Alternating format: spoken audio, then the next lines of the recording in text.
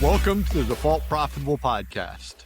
You're listening to the next episode, and today it's going to be kind of a podcast inside a podcast as I interview Jen, and we talk about her podcasting business. I'm your host, Matt Nettleton, and today my guest is Jen Edds. Welcome to the podcast, Jen. Thanks, Matt. I'm thrilled to be here and talk about podcasting on your podcast. Which is very meta, very meta. Very. So let's just start with, we have friends in common. Yes. But I don't think we've ever actually had a conversation. Oh, actually, we have. Really? When? A long time ago, probably, I'm going to say more than 20 years ago, I actually went through some Sandler sales training. Who were you with? A&R Musical. Oh, yeah. Up in With Fishers. Scott? Yeah. Yeah, okay. I didn't even put that together. Yeah. That's You're been a the minute. same Jen. Yeah. All right. Wow. Yeah, that is wild. Okay. I'm throwing all the curveballs. You got me twice already. Like I pronounced your name wrong, and now here we are. I forget that you were a client a long time ago. So why don't, for the people that don't know anything about you, not me, because clearly I have great recollection. Why don't you introduce yourself?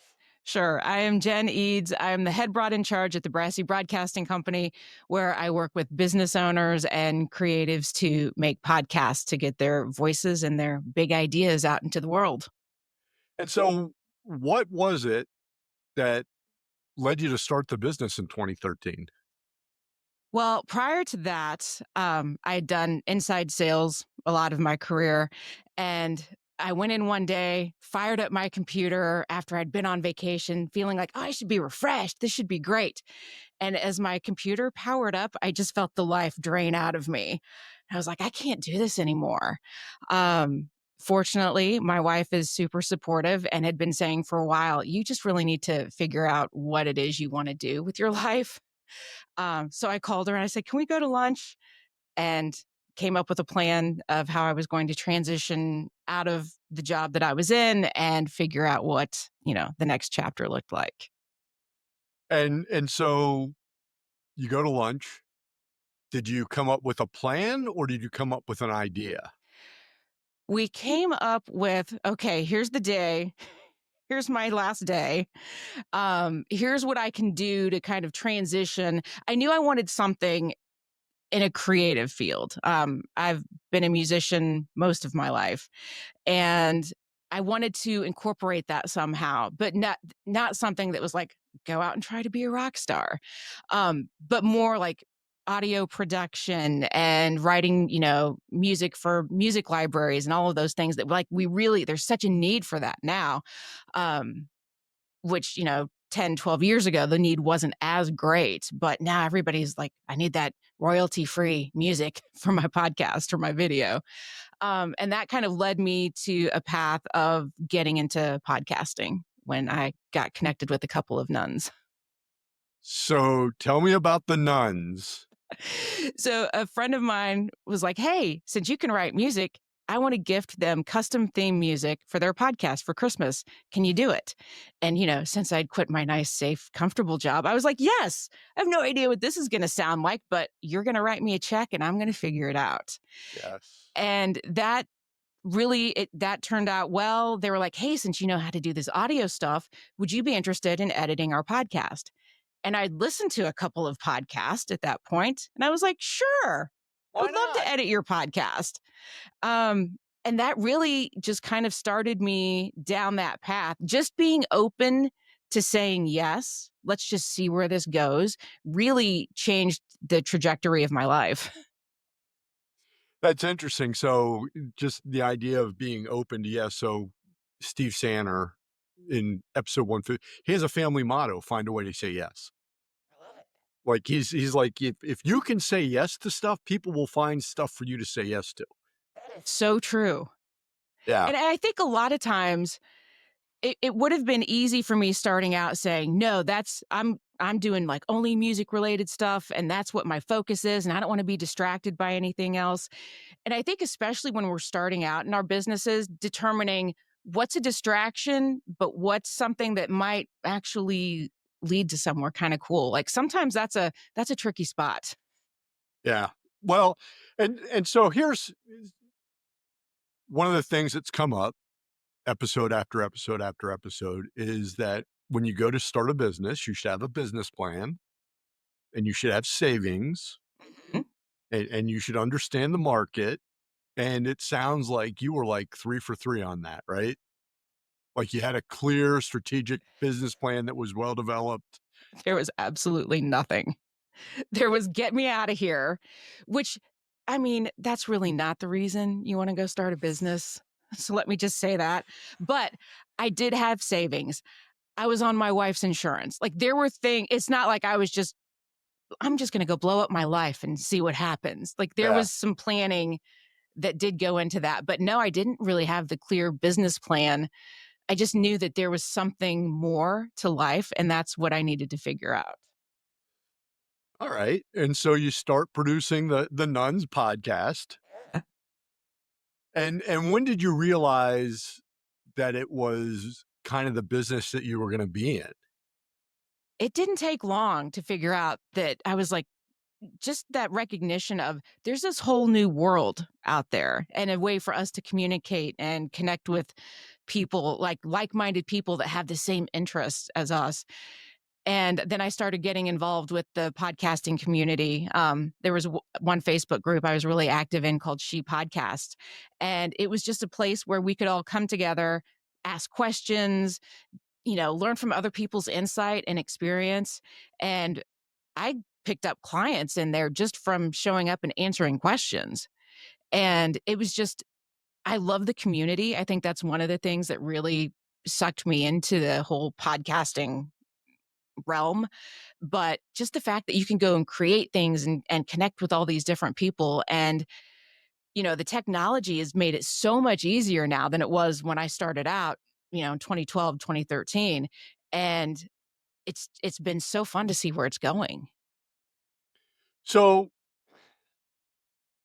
you didn't really start with a passion for the business. No.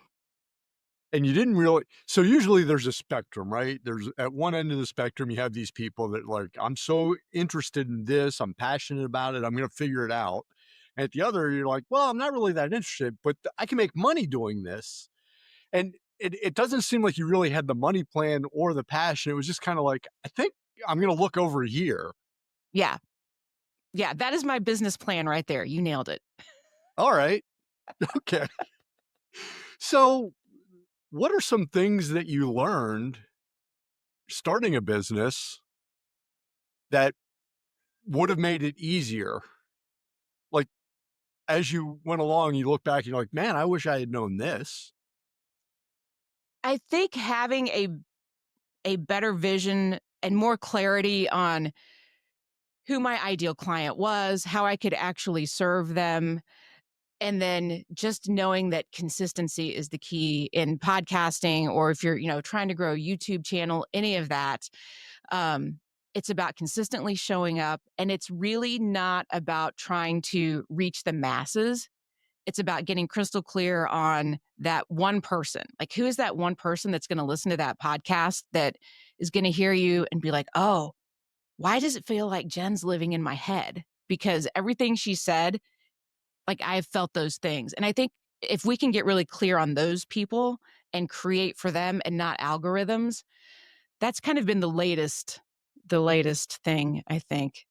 For me, one of those things, the big lessons that I've learned is just get really crystal clear. And I wish I would have known that years ago.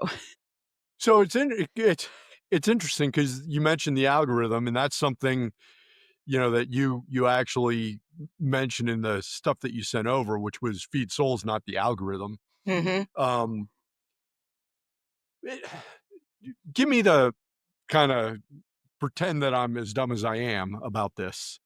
Like, when you talk about feeding souls, not the algorithm, when you talk looking for that one person, what do you really give me an example of that?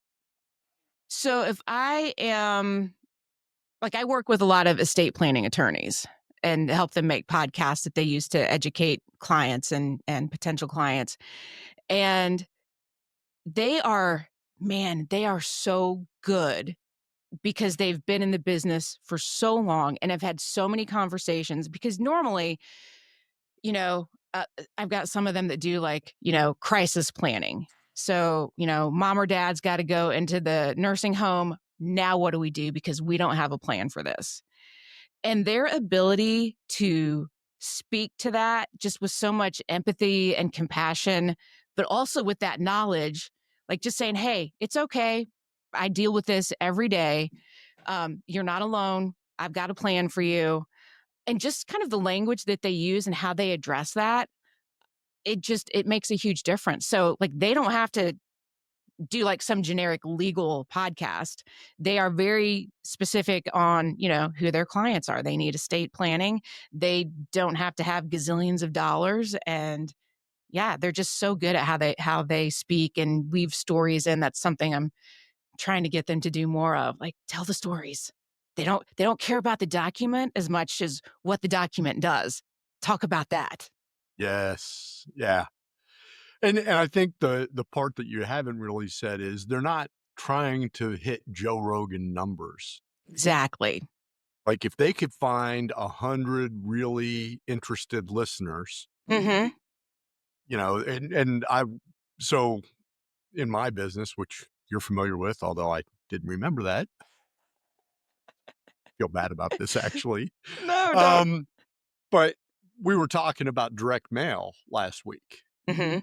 and direct mail has been around forever. And if Yeah. you're excellent at direct mail, you have like a 0.5% response rate. Mhm. And the goal is not necessarily to try to get a 70% response rate because you'll never do it, but to be comfortable that the people that you're sending to are most likely to give you that 0.5%. You're not trying to be everybody, right? Exactly. You're trying to find the right target and then get the expected results, and podcasting's like that. So, Exactly. Well, and for a lot of them specifically, they do a lot of in-person like lunch and learns or a lot of educational events and workshops. So if they get 40 people in a room, that's great. If they can get 40 people, 80 people, 120 people listening to that episode, and then that brings them into the room, or it keeps them connected, like, oh, yeah, they talked about it in this, this latest email. I had a question about that from the workshop. And then hopefully it brings them back to like, oh yeah, I need to get that will written. yeah. Yeah. I think so. Lorraine Ball, who we both know, Yes. she had me on her first podcast in 2010. Wow. And it took me 13 years to listen to her advice, which was, hey, you ought to have your own podcast. Um, but it really is that thing that most people don't care that you have it. But when they Mhm. go look for you, it's nice for them to be able to find it. Exactly. So, So I'm really curious, why did it take 13 years? well, it wasn't my idea, so it couldn't have been any good. That makes sense. Yeah. Okay. Lorraine doesn't realize she was dealing with somebody who is incredibly thick skulled. That's fantastic.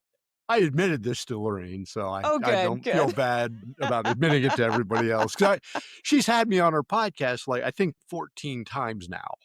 Oh, wow. Do you get like a special jacket for that? "No, you don't get anything." No. But each time she'd be like, "Hey, you should have your own podcast. Hey, you should have," and then finally she had, the last episode was, "What's, um, good advice that you've ignored?" And I'm like, "So you just made the podcast so you could get me to admit that you gave me Uh-huh. good advice and I ignored it. That's what you're looking for here, right?" So I love it. so what else, so you talk about that, like, that focus and understanding how to get to that one person. What other things about running a business were a surprise to you? Anything There is else? just there's just so much, especially when you're starting out, because you're everything. It's Yeah. the marketing, it's the sales, it's the, oh, but I should create some content. I should probably do something on social media. Maybe I should write a LinkedIn post. And really just trying to navigate all of that was a little overwhelming. And so I think when you can find people, like as soon as I found somebody to help me do the reconciliation on my QuickBooks, I was like, oh, I can breathe a sigh of relief because that, start with the thing that freaks you out the most or that you have the least comfort with and get some help there. Yeah, that's been a consistent theme. People saying, "Don't save money on your attorney or your accountant. Just Right. hire those people and let them do what it is they do." Exactly. You'll be So, glad in the long run. yeah. So, obviously, you made the jump from having a soul-sucking job that you just felt like you were slowly dying when you went to. Hmm. You've probably had friends come to you and say, "Hey, I'm thinking about starting my own gig because I have a soul-sucking job that makes me feel dying when I'm there." What How do you have that conversation? What do you say to them? What do you want to do? What do you ultimately want your life to look like? And is there a way to, because, a lot of people, "Oh, I want to chase my passion." Well, that doesn't always make for the best career choice or the best business. I'm a musician, but I don't want to go out and, tour the country and travel around in a van. That's not my plan. Uh, but there are ways to incorporate that into the work that I do and feed that creativity piece that I need. Like the whole podcasting thing really feeds into that need that I have. And so I think it's a lot of, don't do what I did and quit without a plan. Um, Kind of figure it out first. Make a plan. Like even if it's just journaling and saying this is what I want my life to look like. What are 3 steps I could take to even move toward that do not involve necessarily quitting my job or, just blowing my life up. Baby steps. Oh, that's probably pretty good advice. I hope. How often do you end up talking people out of doing their own thing?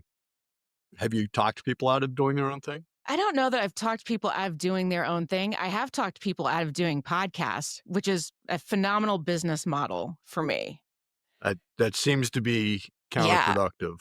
but I wanna have really I wanna set do a level set that's actually based in reality, that they're not gonna be Joe Rogan right off the bat. And, there are, like, what's their do they have time in their schedule? Is it something that's sustainable for them? Do they really need to do a weekly podcast? Could they do every other week? Where does this fit into your life? And is it actually something that's going to move your business forward? Are your people listening to podcasts or are they more looking for YouTube tutorials? Just helping them get some clarity on maybe who that audience is and where they're hanging out and what kind of content would best serve them. Because the last thing I want is somebody to say, oh, I hired Jen and my podcast sucked and I hated making it. I don't want that. Nobody That's wants even that. worse for business. It is even worse for business. So Yeah.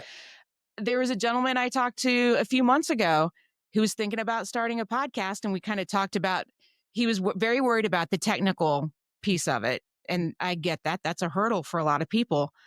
And he decided, you know what?